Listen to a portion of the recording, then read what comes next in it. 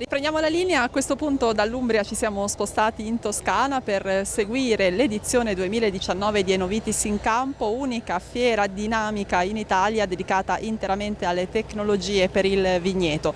Una formula itinerante che ogni anno porta questa manifestazione nei più importanti territori vitivinicoli del nostro paese e che con l'approdo a Montepulciano sicuramente va a toccare uno dei cuori produttivi da cui arrivano vini tra i più famosi al mondo. Questo è infatti il territorio in cui il Sangiovese trova alcune delle sue massime espressioni, basti pensare al vino nobile di Montepulciano che è anche una delle più antiche DOCG italiane. Ad ospitare l'evento è la tenuta Tre Rose che sorge nella parte sud-est della denominazione ai confini con l'Umbria e il lago Trasimeno, 200 ettari di cui un centinaio a vigneto su 5 bellissimi colli. Una 2 giorni molto intensa con la possibilità di vedere all'opera tra i filari tutti i macchinari più specializzati e innovativi, ma anche la parte di workshop, di convegni, di approfondimenti che quest'anno ruota in particolare intorno al tema del rapporto tra suolo e vitigno, la sfida con la qualità e i cambiamenti climatici in un'ottica naturalmente di orientamento alla sostenibilità ambientale. Enovitis in Campo arriva nel cuore del nobile di Montepulciano, questa formula non solo dinamica ma anche itinerante, uno dei punti di forza di questa manifestazione che permette ai viticoltori proprio di testare sul campo nelle specifiche condizioni culturali dei diversi territori i macchinari e tutte le tecnologie più innovative. Ernesto Abbona, presidente di Unione Italiana Vini, un'edizione sicuramente molto importante in una delle aree più vocate della viticoltura italiana. Certo, una DOCG storica, un prodotto che ha sempre più successo grazie all'esperienza che è maturata in questi anni, grazie anche all'apporto di imprenditori che hanno saputo mediare le tradizioni con l'innovazione, perché ogni giorno bisogna essere innovativi, ma bisogna essere rispettosi delle tradizioni, quindi del terroir, delle anche culture che si sono insediate sul territorio e che sono gli elementi che creano valore per quel vino, per quel territorio, creano un interesse anche per il turismo che può approfittare di un'area integra, godere di un territorio, della sua cultura e di un vino eccezionale. Qual è la parola chiave di questa edizione?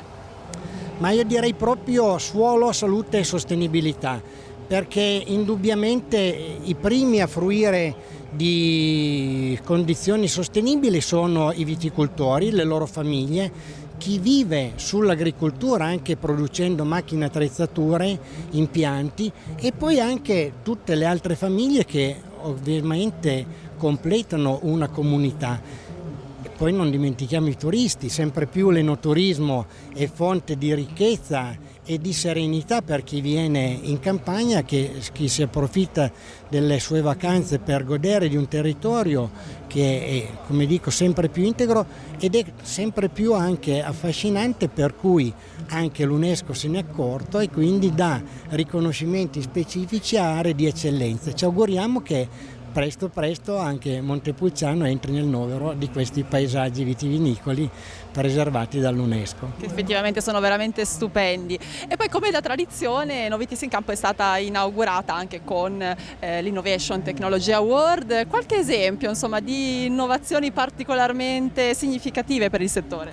Guardi, l'abbiamo visto con i premiati, tutte le innovazioni che sono state premiate riguardano comunque un uso più corretto, non moderato ma più corretto, e soprattutto una maggiore efficacia che si può dare a tutte quelle attività agronomiche che sono necessarie all'utilizzo di agrofarmaci, in modo che siano distribuiti con precisione nelle quantità minime necessarie e che quindi consentano alla vite di produrre in condizioni ideali, di non essere soggette a malattie e di preservare l'ambiente circostante.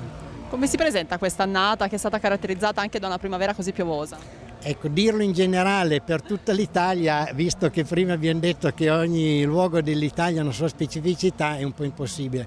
Certamente abbiamo avuto, penso quasi generalmente, un maggio fresco, piovoso e tutto, però È successo anche nel 2014 e ci sono state aree dove probabilmente per un maggiore interesse e anche una maggiore cultura già creata nel tempo il risultato è stato comunque un risultato più che soddisfacente, e allora questo può essere lo stimolo per dire ai nostri consumatori, ai appassionati di vino, che non sempre il clima meteorologico è determinante della qualità dell'uva come lo era un tempo. Oggi determina la quantità dell'uva prodotta, ma con tecniche agronomiche ormai in uso, riducendo le quantità e quindi non portando a maturazione grappoli che non arriverebbero comunque e preservando quelli invece integri, ecco che quelli che raggiungono i mesi vendemmiali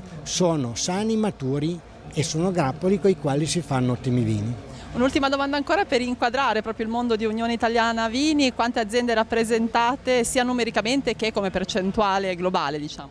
Guardi, siamo veramente in tanti perché rappresentiamo quasi 600 aziende che però al loro interno hanno come le matriosche altre società agricole che fanno parte del gruppo. E soprattutto siamo rappresentativi di tutta la filiera, quindi delle aziende agricole, delle aziende, chiamiamole così, industriali, che quindi elaborano l'uva, la condizionano mettendola in bottiglia, la commercializzano e quindi fanno il loro business.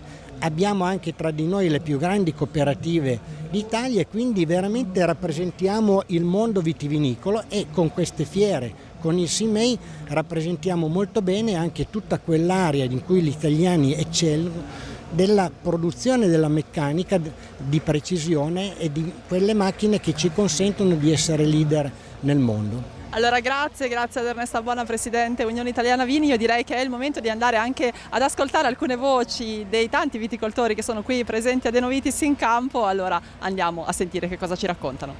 Da dove arrivate? Da Benevento. Siete venuti apposta per vedere che cosa c'è in questa fiera? Sì, Finora vi ha colpito qualche... ci ha colpito tanto, è giusto, l'innovazione ci vuole.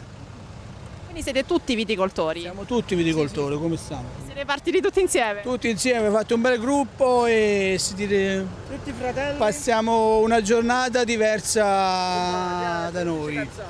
Allora, in visita ad Enovitis in campo, come vi sembra questa manifestazione, poi qui nel cuore del Montepulciano? Molto bella, molto interessante, e ci sono anche tanti espositori che alle altre edizioni non c'erano. Da dove arrivate? Dalla Romagna, da Faenza. Lei?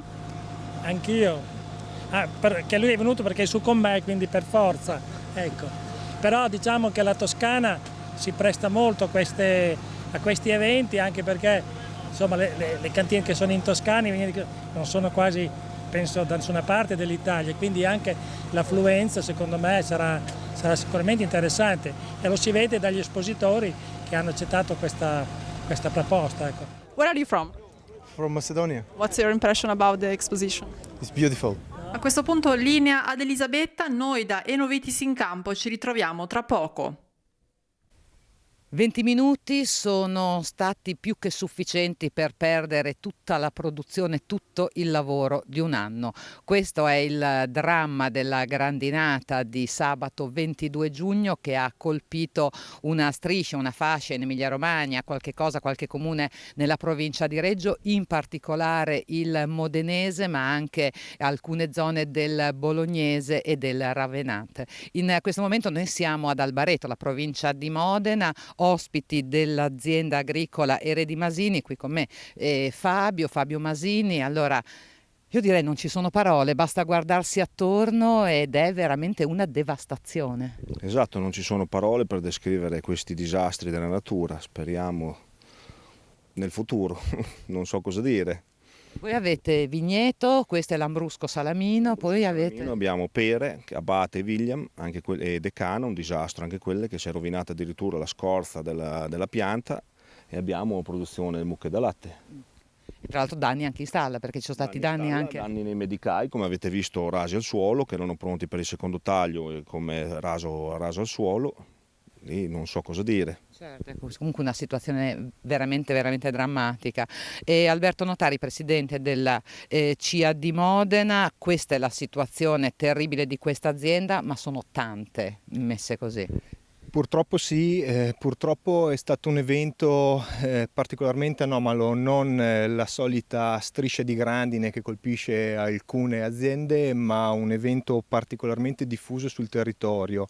E in particolare anche l'intensità con cui ha colpito vigneti e frutteti e le strutture, come dicevamo prima.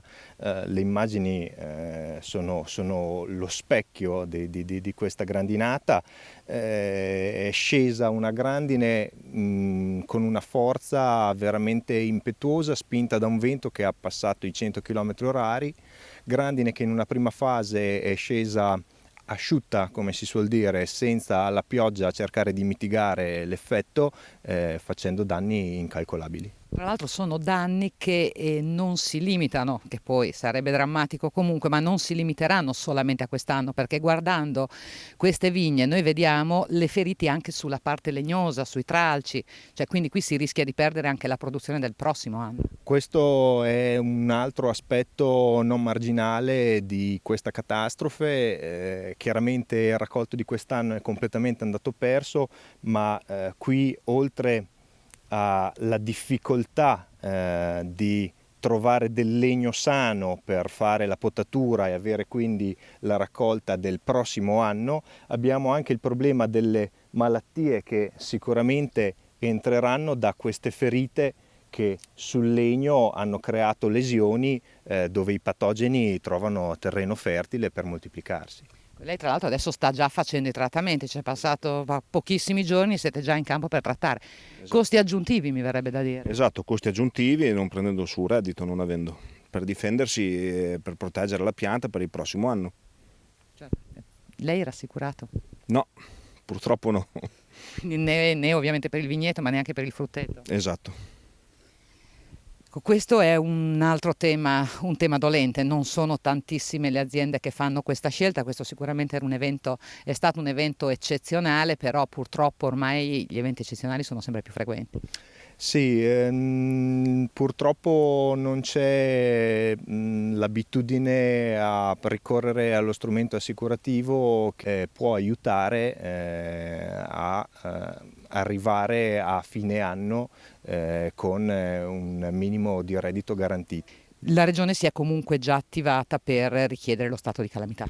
Infatti questo accogliamo con un plauso particolarmente favorevole la mobilitazione che già l'assessore Gazzolo, l'assessore Caselli e il presidente Bonaccini hanno già messo in campo la richiesta di calamità naturale e lo stato d'emergenza nazionale, perché si sono resi conto della gravità di questo evento, vista la vastità, la portata e la forza con cui ha colpito le aziende del territorio. Io vi ringrazio, a questo punto una breve pausa, restituisco la linea, però ovviamente su questo tema che davvero ha compromesso quella che è la produzione viticola, frutticola, cerealicola, ma poi anche le coltivazioni da seme, diciamo davvero tutta la produzione agricola della provincia di Modena e non solo, su questo tema ci torneremo chiaramente anche le prossime settimane, perché questi sono comunque i primi giorni, i danni ancora devono essere di fatto quantificati.